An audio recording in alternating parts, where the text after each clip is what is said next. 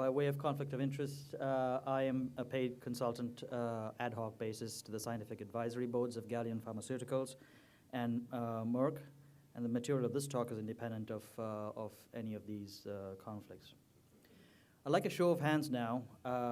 You've been a fairly passive audience. How many of you feel that universal monitoring helps prevent adverse events? All right, so I really feel like this job is me going back to Sparta. I'm the minority opinion here, and of course I can't be seen supporting the Spartans here, so go blue.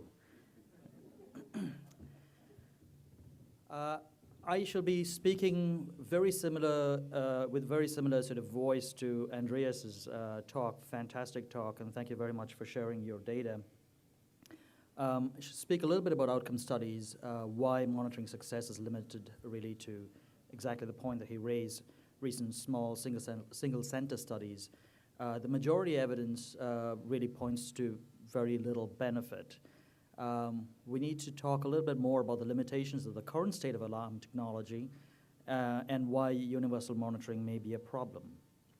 So if you think about monitoring, and Andreas spoke about this as well, we have three conceptual tiers of monitoring. You have the spot monitoring, which is a nurse walking into the room and checking on the patient and writing a number down on the chart. You have continuous bedside monitoring, which is a device attached to the patient all the time. They're in bed. And then you have this, which is and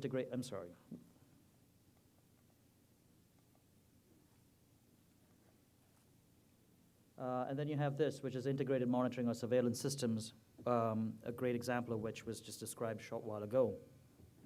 The largest studies of the most patients are really of these bedside devices, but the majority of the current evidence is around these advanced monitoring systems. And we've reached that point in clinical practice where it's impossible to go back to direct comparative effectiveness trials. And it's just, it's the point that Dr. Leung was talking about earlier, that our practice has far preceded evidence in this area.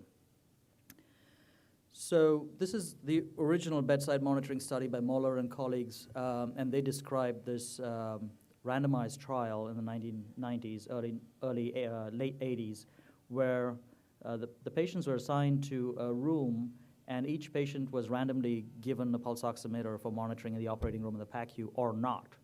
And they did this for over 10,000 patients.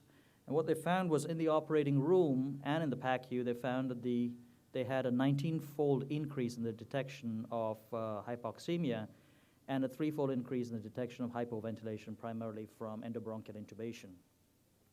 They also showed a decrease in myocardial ischemia events, although these numbers are extremely small considering the denominator data of the denominator number of patients. You're talking about 10,000 patients per group. Post-operatively, they did not show any difference in any of the outcomes, respiratory, cardiovascular, or neurological or infectious complications. And this is interesting. You could poke holes at this protocol now. These patients were not monitored post-operatively on the floor, but the frequency of these adverse events is really no different from what's reported in literature today in the control group. So the authors surmised that it appears that there was sufficient statistical power in randomization to conclude that pulse oximetry does not decrease the incidence of early postoperative complications with this protocol. They also go on to say that this divergence of opinion, 66% of anesthesiologists who were involved in the study believe that routine pulse oximetry would reduce the rate of postoperative complications. So it was surprising to find that our belief system, or the anesthesiologists in the study belief system, was not really borne out in the results.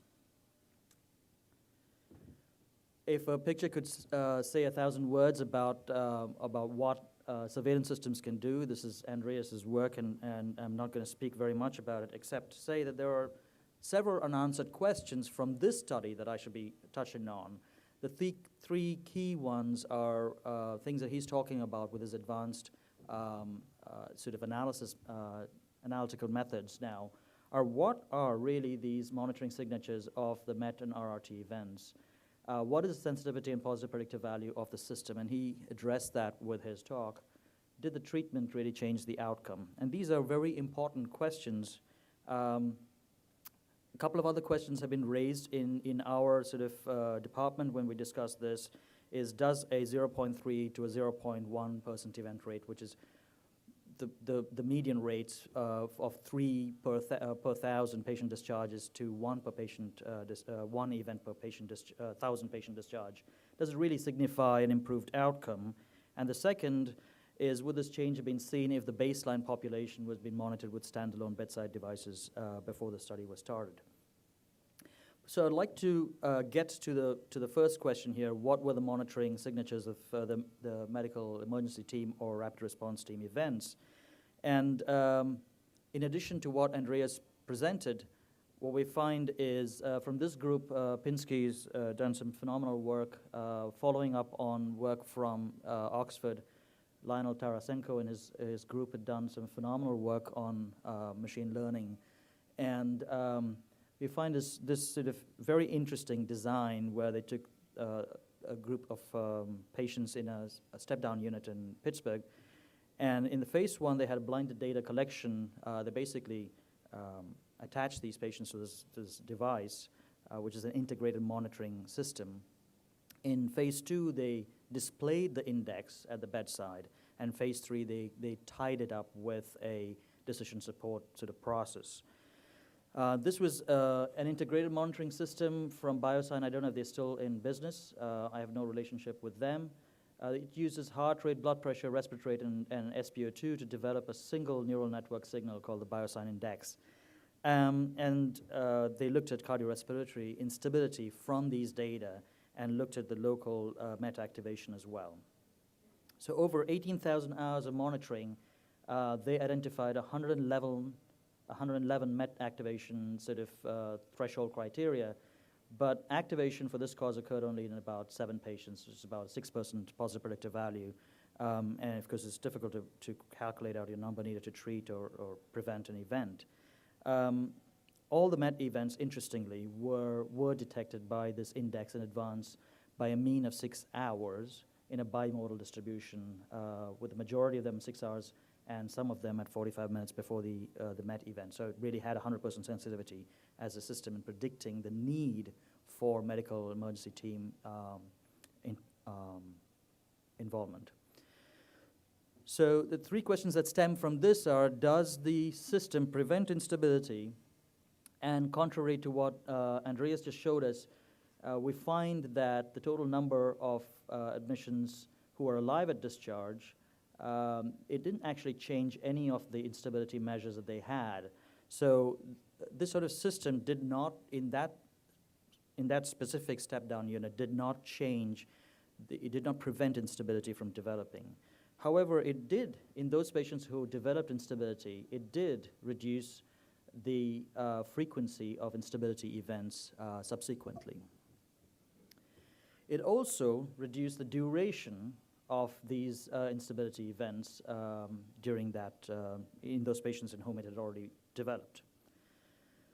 So to put that in perspective, it's not universal that an integrated monitoring system will prevent these adverse events from developing, but it could reduce the frequency of these instability sort of epochs, and it certainly could reduce the duration of these epochs. So the answer to the question of what is the sensitivity and positive predictive value of an integrated monitoring system, we had some great data from Andreas. But we see here of the early warning systems that are there. This is an earlier publication, and I can provide all of the references, full text PDF for the end of the talk if you're interested. What we find is that as you go down greater threshold levels for the Muse or the Views or the CART, what you find is that your sensitivity for each of these drops markedly. So where you draw your threshold for each of these early warning systems matters a lot for your sensitivity. And buried in sensitivity is false negative rates. So sensitivity plus false negative rate equals 1, which means that for every patient that you identify might have a problem here, you're going to have 5 patients that you miss. And so that's really important, and the reason why we want to look at sensitivity as an important measure of the accuracy of a system in predicting an adverse event. The positive predictive value, as I said earlier, for the MET activation was about 6%, and it's really unknown as to what the number needed to treat is. What we know is the number needed to prevent, it didn't prevent any the events from reducing in frequency. Did the treatment change the outcome? And of course, the common pathway for both systems, both the one that is described earlier today and this system that's described from Pittsburgh, is to call the rapid response team. And again, there's very little data on balancing out this understanding of what is the number needed to treat or prevent an adverse outcome. And equally, is there some harm involved in this whole process? We don't understand this very well. So to answer the question of does monitoring change outcomes, two things need to happen, right? First, the event recognition should change the treatment. And the second is the treatment should change the outcome.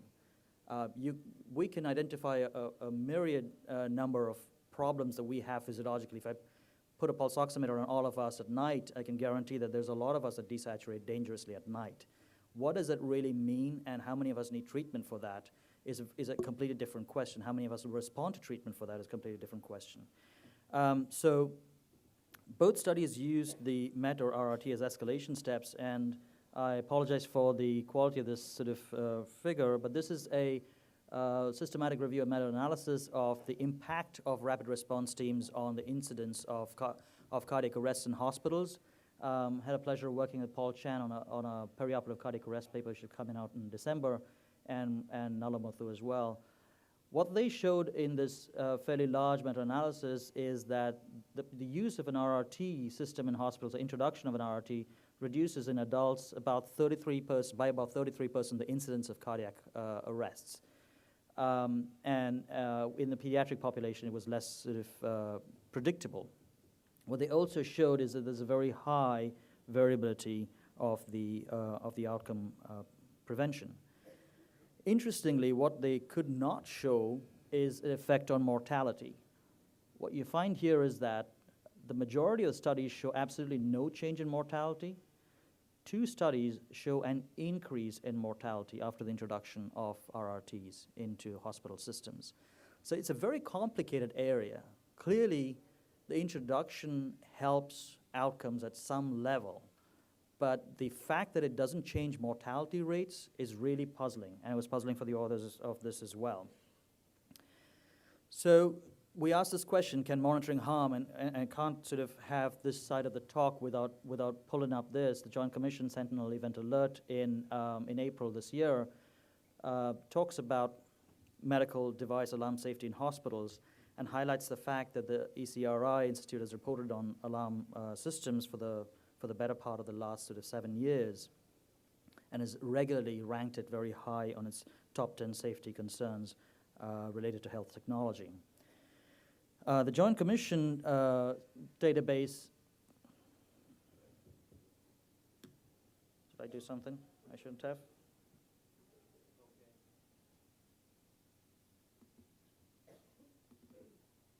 Ooh, worked. The Joint Commission database speaks of 98 alarm-related events that resulted in 80 deaths, 13 permanent loss of function, and 5 unexpected additional care or extended stay. But they also mention the fact that the FDA and the MAUDE database had 566 alarm-related deaths in a 5-year period. We're talking of large numbers of patients that are having mortality that's directly linked with alarm safety. And it's not that the monitoring causes the death directly, it's the fact that it's a very complicated area. And that complexity could perhaps be described in a Pero square or space where you have coupling on the y-axis and interaction between the action and the outcome on the x-axis. And what we find here is that this is my interpretation, is that things like drug preparation are fairly tightly coupled with adverse outcome, nurse documentation in the electronic health record, fairly tightly coupled with adverse outcome.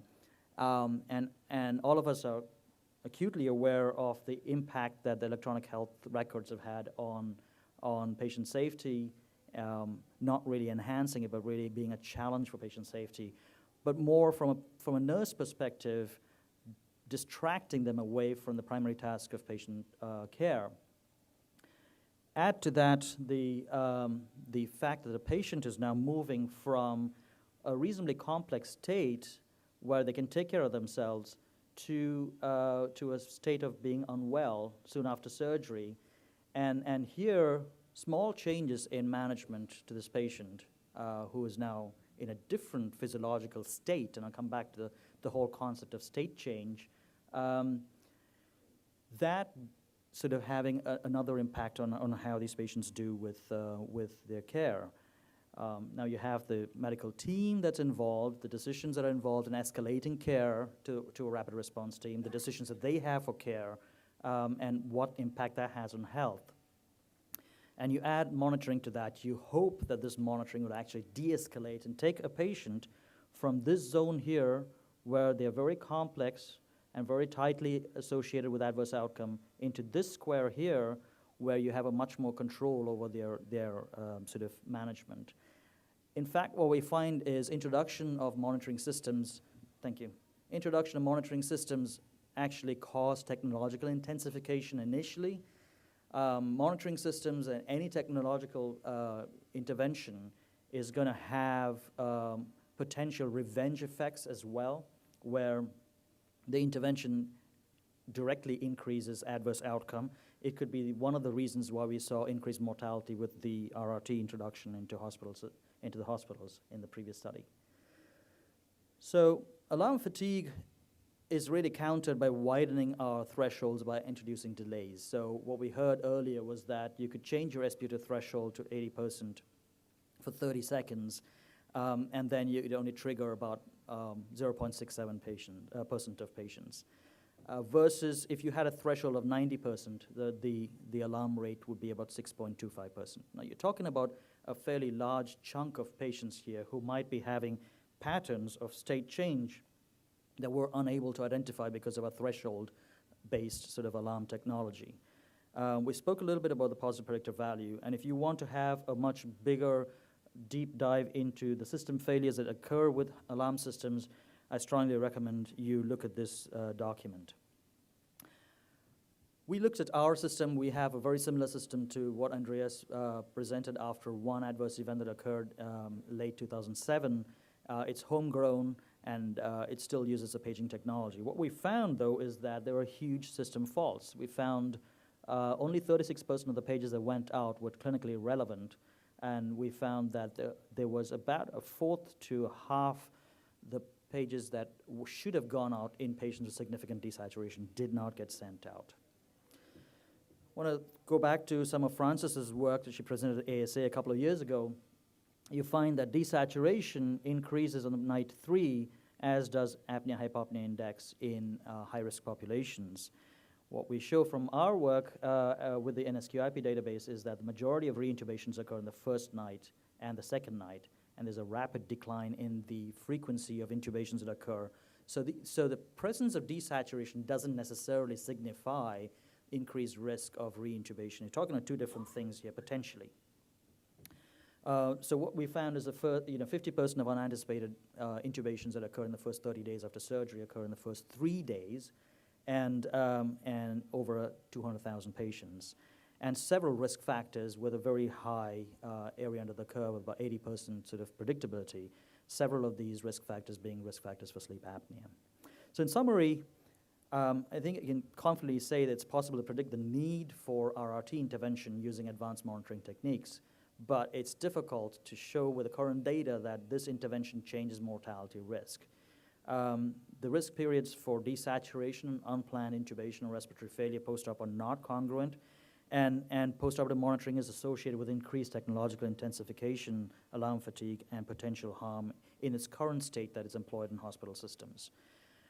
So I'm with Andreas here that really the future state of monitoring is to shift away from threshold-based event recognition to identifying the state change from health to change to an at-risk state. How do we identify this with the data that we have?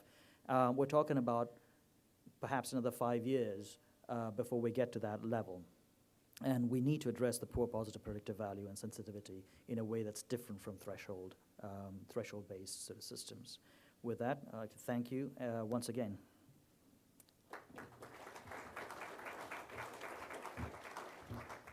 Since this is a pro-con debate, I will actually allow 5 minutes for the pro-con people to come up and allow some questions before our next speaker.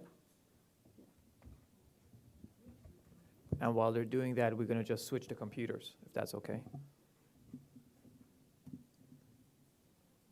Any questions? Oh, Peter, go ahead, please.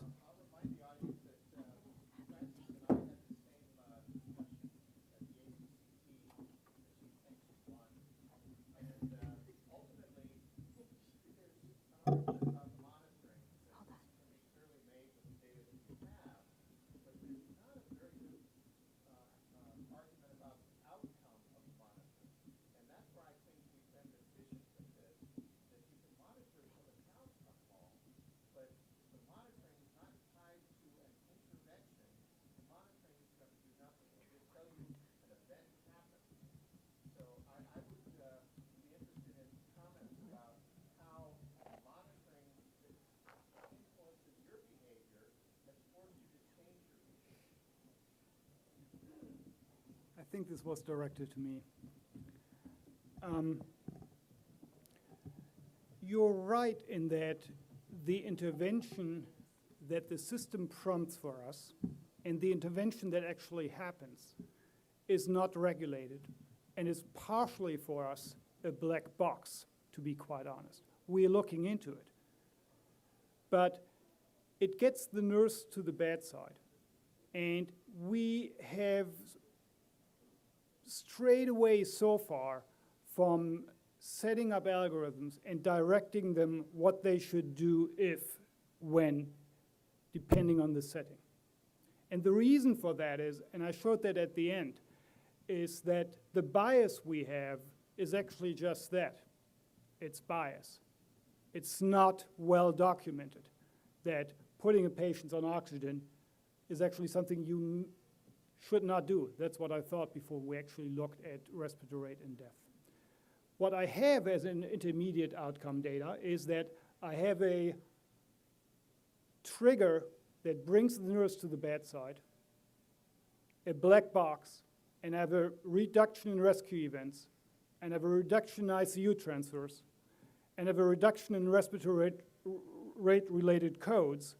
And I have on that original unit where we started in 2006, in the over 6 years that we're there, 36-bed, high-risk, older population orthopedic unit, no death or hypoxic event from respiratory cause. And if you look at the benefits of the system, it goes dramatically beyond just respiratory events because it alerts on heart rate, for example. You lose your signal if your perfusion index goes down. So the value goes beyond a respiratory rate systems alone. So I have an indirect tie to outcomes, but you are exactly right that I don't have a direct tie to outcomes. But nevertheless, I've seen the results, and just because I don't know what happens in between, I'm not going to go back to where we were before. I'd like to add to that, we have not had a death from a respiratory cause in the University of Michigan either during this time. However, we've had deaths in patients who were monitored for 24 hours, went home, and then had a code. So it's not like we're changing mortality. If you look at the bigger picture, we're not changing mortality in the first 3 days after surgery from the patient's perspective. It's just shifted responsibility away from us to the sort of post-discharge arena in some ways.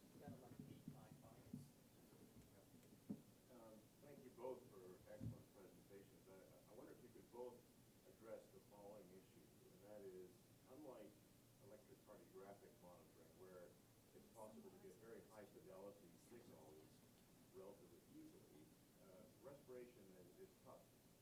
And I'm wondering that, are we in a situation here where we've done the best with what we have, pulse ox and respiratory rate, but perhaps we're measuring the wrong thing?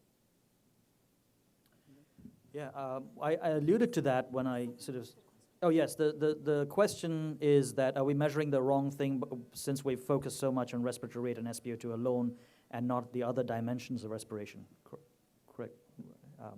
And I sort of alluded to that when I said that our current paradigms for monitoring are not associated with better outcomes, in my opinion. And I feel that perhaps a better measure of ventilation, like CO2 monitoring, and tidal CO2 has been quite disappointing in our experience in the University of Michigan several years ago. I don't know, modern technologies made it better. Transcutaneous methods for measuring carbon dioxide are becoming easier as the years have gone by. And so I don't know, I defer to Andreas as to whether he's aware of other methods to measure ventilation in a more effective way. I think your question is right on. We just don't have anything that measures ventilation that would be tolerated by a patient in a general care unit. And that's what we're talking about. That's where we are trying to avoid the adverse events, right? Because oxygen saturation doesn't measure ventilation. Respiratory rate doesn't measure ventilation. And certainly end-tidal CO2 by nasal cannula, even if it would be tolerated by patients around the clock in the general care unit, which it is not, does not monitor ventilation. And so we have nothing right now that monitors ventilation. So in the absence of the ideal monitor, pulse oximetry at least is mature technology, and it is tolerated by the patient. It is tolerated better also than acoustic respiratory rate monitoring. It's one thing to have a little clip or Velcro strip on your toe or on your finger. It's another thing to have a patch on your neck or something wrapped around your neck that is in your nares. So in the absence of the ideal monitor, pulse oximetry is what we have right now and what is working. Last question. I have one question about that, your data, respiration and pulse ox, because the prime bodies are responsible for the change in respiratory rate and hypervolume with hypoxia. The therapy is very limited. And initially, you have to get the saturation. You are not going to detect the rise in respiratory. So I would rather see a figure for you where you actually show the absolute level of pizza versus the respiratory level. The absolute level of saturation, which are actually very severe. You know, at 55, you're not going to see 55 feels. You're going to see a lot of full respiratory. Right. So I think that is the problem with the Yep. connection between the coupling of the two Right. saturations. Can you repeat the question first? Yes. So the question relates to the response of the respiratory rate in desaturation events that require a deeper drop than just the 10 or 12 percentage points I documented. And as I understand the physiology from your talk as well this morning, that was excellent, is exactly right. And the way we studied this with the respiratory rate is to use a respiratory rate in addition to an existing pulse oximetry network. Because for us, pulse oximetry networking is the basis for everything else. We're not going to go back from that. It's easily tolerated by the patient. It's cost effective for us. We're saving a lot of ICU transfers and so on. And so our question was, how much does respiratory rate add on top of an oximetry network? And the reason that you didn't see deeper drops is because we were alerting for SATs of 80 and intervening. So I don't have them in my database. We don't see them anymore. I would have to do that in an experimental model to show that. And even though I'm very interested in the physiology of that, the initial question we had is, does respiratory rate monitoring add value on top of pulse oximetry monitoring? And at least from our data, in terms of outcomes as well as in terms of physiology and from what we understand about it, the answer is no. I'll just add to that, the postoperative period is a complex period with the effect of opioids on lung mechanics, especially expiratory sort of muscle function and the abdominal muscles. And there's a tendency for decreased FRC after surgery. And so lung volume changes, I think, are probably very significant in the changes that we see in desaturation, the lack of respiratory rate. It may be related to the point that you're making, but the overall minute ventilation may have been significantly lower in these patients. Thank you. Our next speaker is Dr. Jolie Chan, and she's an ENT beautiful surgeon from University of California, San Francisco. And I do think it's a very important topic, and we look forward to your talk. Thank you so much. I have no financial interest to disclose. I do have to apologize for the original speaker plan, Dr. Eric Kazarian, who's my colleague and mentor. He's in LA with his wife, awaiting the imminent delivery of his firstborn, so it's a pretty good excuse, and he apologizes for not being here, and thank you for letting me come. So the goal of this talk is really to discuss how patients interested in surgery for obstructive sleep apnea are evaluated, and specifically using sedation as a measure that we can use to evaluate the upper airway using drug-induced sleep endoscopy. So I'll describe the technique, how we do it, some examples and how it parallels natural sleep, advantages and disadvantages, and some future directions. So the treatment for sleep apnea, of course, typically begins with CPAP therapy. However, most of the patients I end up seeing aren't tolerating CPAP for a variety of reasons. So for the purposes of discussion today, I'll focus on the evaluation of patients for potential surgery or oral appliances. And in general, the goal of any evaluation is to characterize the disease severity, determine patient goals, look for the reasons and understand the reasons for CPAP intolerance, and create a treatment plan.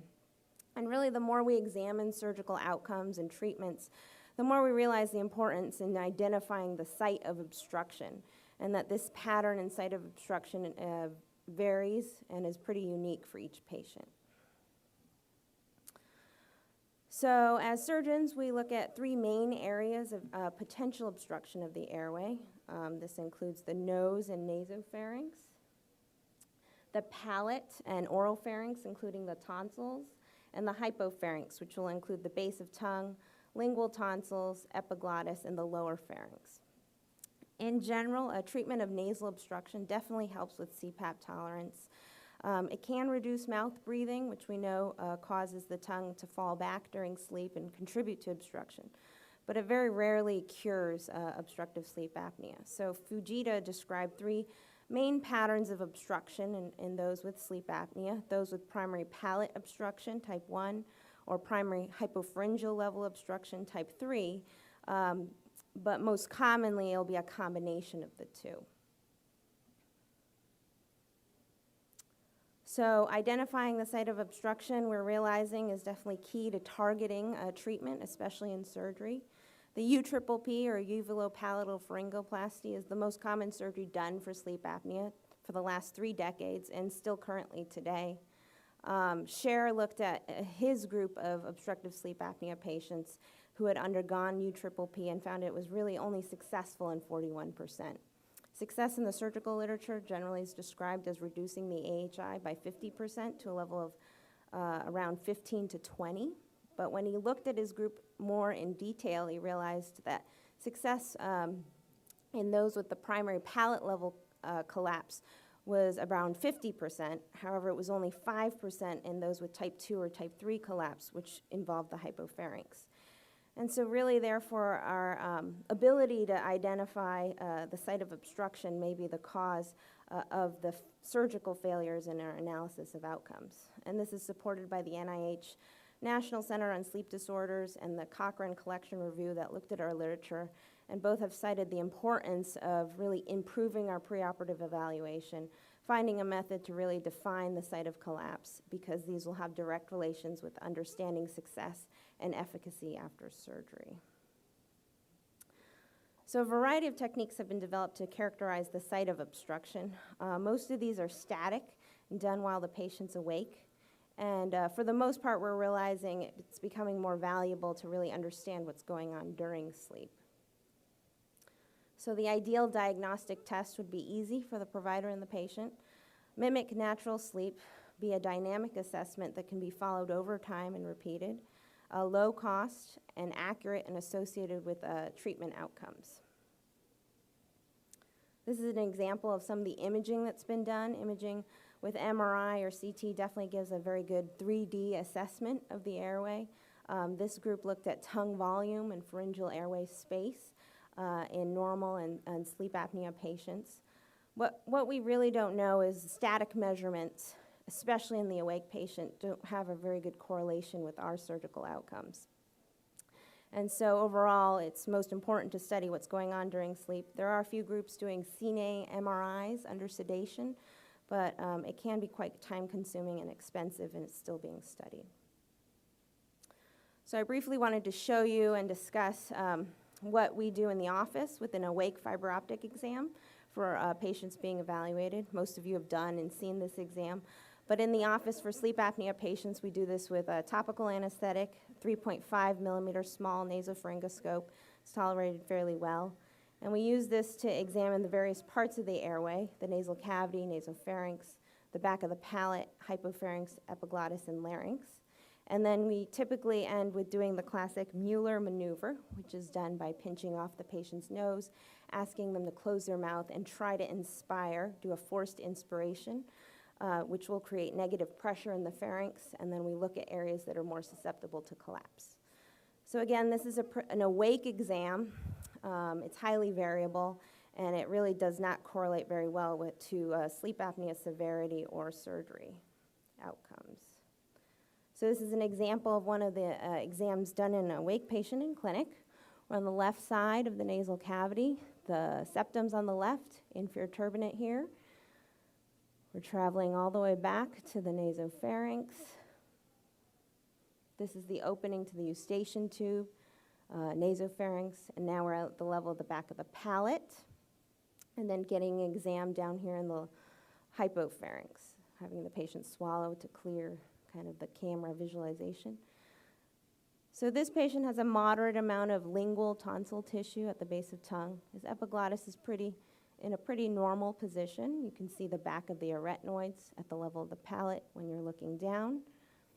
We also do this exam to rule out any tumors or masses that may be contributing to obstruction or lesions. We do a laryngeal exam, making sure during vocalization both vocal cords are moving normally. And when the patient inspires, you get a nice view into the subglottis too. In a second here, we're instructing the patient on how to do the Mueller maneuver. It takes a little bit of prepping, but we're going to have them inspire while we pinch off their nose and have them close their mouth. And when they do so, they generate this negative pressure in the pharynx. Any second now. And so we're looking at the level of the palate. And then they're doing the inspiration here, and you can see a circumferential kind of collapse here. And then we look again at the level of the hypopharynx. And there's a similar kind of pattern of pharyngeal wall collapse during that forced inspiration. So we often joke with patients, we'd love to do this exact exam by going to their homes and during sleep, being able to put the endoscope in and really seeing what's going on while they're sleeping. Of course, this is very difficult to do and very difficult to tolerate. And so this is where drug-induced sleep endoscopy really came into consideration. So drug-induced sleep endoscopy was first described in 1991 by Pringle and Croft in the United Kingdom. It's essentially the same exam, a dynamic assessment, fiber optic endoscopy done under sedation, and really allows us to look at the vibration and obstruction levels in the upper airway during apnea, hypopnea, and snoring, with the goal of helping it direct surgery and surgical therapy. So the question and issue often discussed and comes up, does sedation really match what happens during sleep? So Dr. Hillman's group examined patients during induction of anesthesia with a stepwise propofol infusion, and they used a target-controlled infusion, which I'll discuss briefly later, although probably many of you have more experience with this. And they found the activity of the genioglossus muscle, which is the main muscle that pulls forward the base of tongue and dilates the pharyngeal airway, that the activity of this muscle declined, and the upper airway collapsibility increased, and that those changes abruptly occurred at that transition from consciousness to unconsciousness, occurring at a BIS or bispectral index score of around 55 to 70. So this pattern of collapse and loss of tone is similar to what's seen in natural sleep.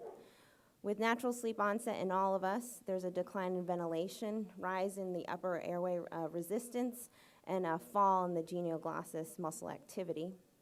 But specifically in OSA patients, the genioglossus EMG at baseline in an awake OSA patient is higher, but then declines more significantly in those patients.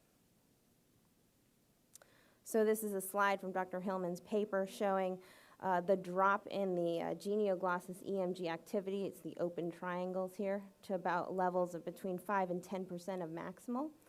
This drop occurs in all patients, coinciding with a drop in the BIS score and also a drop in the critical pharyngeal closing pressure. And so this really marks that this change in muscle tone occurs with the transition to unconsciousness and suggests that, at least with propofol sedation titrated at the right level, it has a similar pattern and effect as seen in sleep. So I'll talk about that a little more, but I wanted to describe how we do drug-induced sleep endoscopy at UCSF. You have to note that there's no standard procedure, so every institution definitely does this differently. In the preoperative area, in general, we avoid any benzodiazepine doses in order to reduce the pronounced effect of muscle relaxation from that. Also try to give glycopyrrolate definitely 30 minutes before rolling back to the operating room to reduce secretions and the amount of coughing that occurs during the procedure. We also give topical Afrin and anesthetic with 2% lidocaine spray. And then in the operating room, start with an awake exam while the patient's on the operating room table, just to confirm the level of topical anesthesia, and then have everyone familiar with the patient's airway. Next, the patient's positioned on the table. Mostly this exam's done in the supine position. Very rarely, if the patient has more severe symptoms in another position laterally, we can do the exam in that position. But for the most part, patients with obstructive sleep apnea have the most severe symptoms in their supine. Ensure patient comfort, make sure they're warm, temperature, enough blankets, dim the lights, and reduce the noise from the monitors, as we expect a little bit of apnea as they go off and are sedated. And we use O2 on the chest with a face mask, and then the BIS neuromonitor, which is optional, but we use it to ensure kind of a stable level of sedation, especially for research purposes. So for sedation at UCSF, we use a propofol continuous infusion, starting at a low dose of 50 to 75 micrograms per kilogram per minute. And really the goal is to titrate slowly to this loss of consciousness where the patient no longer responds to verbal stimulation. And the goal is really to get this level of sleep with the minimal level of sedation, because deeper anesthesia will produce a more diffuse muscle tone loss that's less physiologic. Propofol is chosen because it's been studied, it has a short half-life, low side effects. Of course, this has been studied also with midazolam, and different institutions will use that. And then, especially outside of the US, target controlled infusion, which is a computer-controlled infusion that calculates the rate of infusion based on goal concentration, weight, and age. This specific device is not FDA approved, so it's not used here in the US, but I do think there are certain institutions doing something similar with a different device. And then, once the patient's asleep, we do the fiber optic exam. During the exam, we are able to do a jaw thrust or mandibular advancement to see for any changes in the airway, as there have been studies that describe success for a mandibular advancement device if the jaw thrust demonstrates a significant change. And then the goal is really to reproduce respiratory patterns similar to what's seen in natural sleep at that level of loss of consciousness. So during the exam, similar to the awake exam, we're looking at the various levels of the upper airway. A group, Eric Kazarian and a group of experts in Europe came up with the VOTE criteria to look at the level of the velum, which includes the palate uvula, the oral pharyngeal lateral walls and tonsils, the tongue base, and the epiglottis as the main contributors. For this classification, they're looking at configuration of airway collapse, whether in the anterior-posterior dimension, lateral, or concentric, and then measuring the degree of obstruction as none, partial, or complete. So I just have some examples I wanted to show you the videos for. So this is in the sedated patient. This is an example of palate level obstruction. This particular patient, you can see the palate flutter. It corresponds to the snoring noise, as most snoring does come from the palate. So this patient has partial level collapse here at the level of the palate in the anterior-posterior direction. This is a different patient, more of a concentric pattern, and almost complete obstruction there. I think there's one more.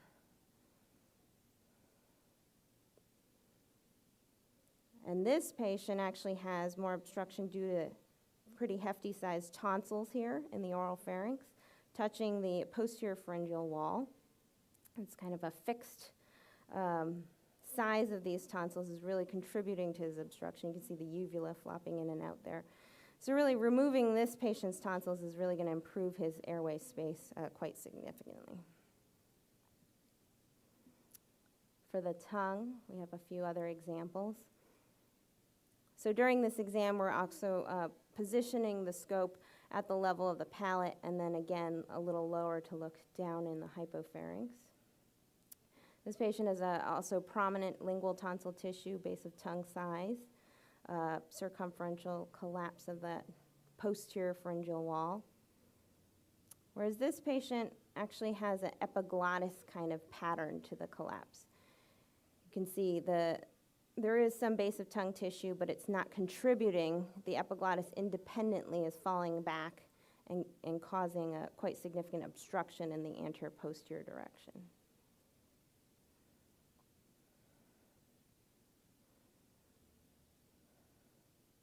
And I have one more.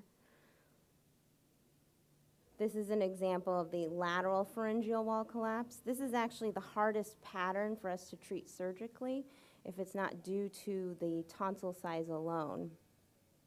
Right now, we don't have a great surgical option that can manage the lateral walls from collapsing. Out here is the sphincter is important for swallowing, and then we have important things like the carotid artery. And so there's not a lot that we know is effective in that pattern. This is another example of the same thing. So above the level of the base of tongue and epiglottis, the lateral walls are falling together.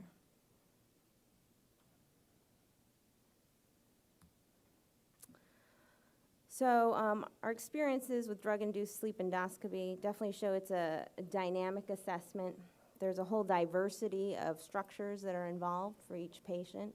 We're able to classify that. A few studies have compared drug-induced sleep endoscopy with the awake endoscopy and trying to demonstrate the differences there. A couple studies have done this, but most recently it showed that the drug-induced endoscopy had a higher degree of severity of obstruction. So the awake endoscopy typically underestimates the severity of obstruction that occurs. And then really drug-induced sleep endoscopy is the only method right now we have to see and characterize epiglottis obstruction. This is not seen while the patient's awake and has muscle tone, and is actually very difficult to measure on imaging as well. And that type of obstruction seen in about 10 to 15% of patients with obstructive sleep apnea. There was a more recent study that definitely showed that drug-induced sleep endoscopy can change the surgical plan in up to 40 to 50% of patients. Another recent study looked at the effect of propofol sedation on the polysomnography. They, again, used a propofol target controlled infusion and showed that under sedation, the apnea and hypopnea index was similar to that seen in natural sleep. So these are similar levels. However, the sleep architecture, as we well know, and it's been talked about earlier today, is changed with an increase in N3 type sleep and an abolishment of REM sleep.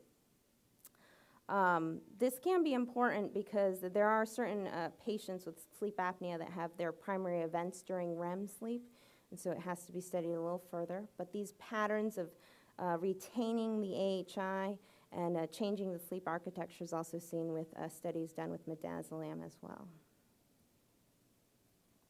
So comparing drug-induced sleep endoscopy to natural sleep, both have a similar effect for muscle tone loss. As Dr. Hillman's paper showed a genioglossus tone loss to about 10% or less of the maximal levels with propofol.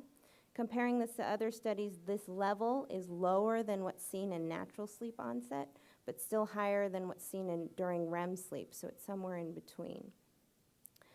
He also showed that drug-induced sleep endoscopy requires unconscious sedation. It's really that transition to loss of consciousness that induces the airway tone changes in the range of what we want to see. And the oxygen sat average is about similar to sleep studies done in natural sleep, but the minimum O2 sat level is a little lower under sedation as expected because we're blunting the arousal triggered by hypoxia. And the goal is to avoid oversedation and the subsequent excessive muscle relaxation. So I only have a few slides left. I'll get you to lunch. So for validity of the drug-induced sleep endoscopy, there have been a couple small studies that showed those without a history of snoring or sleep apnea had a really limited or no airway obstruction with sedation using the target controlled infusion. And then looking at snorers with and without sleep apnea, there was definitely increased collapsibility in the sleep apnea group. For reliability, Dr. Kazarian and his group looked at interrelator reliability, which had a moderate level, and retest reliability was actually fairly good, especially for the hypopharyngeal level of the airway. Just correlating quickly to surgical outcomes, many people have showed this, but specifically on the patients that have been identified to have primary palate level collapse, they tend to do the best after palate surgery, and it's easier to identify that group. Patients that have worse outcomes tend to have more of a complete concentric collapse at the level of the palate instead of an anterior-posterior pattern, or a complete collapse at the tongue and epiglottis, and then severe lateral oropharyngeal wall collapse like we showed before. What drug-induced sleep endoscopy is actually a really useful tool for is into the surgical non-responders. So Eric Kazarian looked at a group of patients that had surgery for sleep apnea. All of them had had a UPPP, some with other procedures as well for their hypopharynx, and but didn't achieve the goal in dropping their AHI to a sufficient level. And looking at those patients, he found residual palate obstruction in over half of the patients and still prominent hypopharyngeal obstruction in almost all of them. And so there really a variety of structures contribute to this, and it suggests that we aren't either evaluating or treating the affected structures efficiently. So I didn't want to talk too much about surgery, but we have a variety of options for the different levels of collapse. Some work better than others. Obviously for the palate, we do palate surgery. The classic is UPPP, which includes removing the tonsils, trimming the free edge of the palate, suturing the tonsil pillars together in order to strengthen that edge. There's now over 10 different techniques to do this, most of which involve reorienting the muscles, moving the palate more anteriorly to give more space. And so there's a whole variety of techniques and science behind choosing the correct one.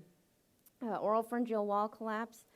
If it's due to the tonsils, a tonsillectomy is most effective, but if it is due more to the walls, we aren't really sure on what's most effective in those cases.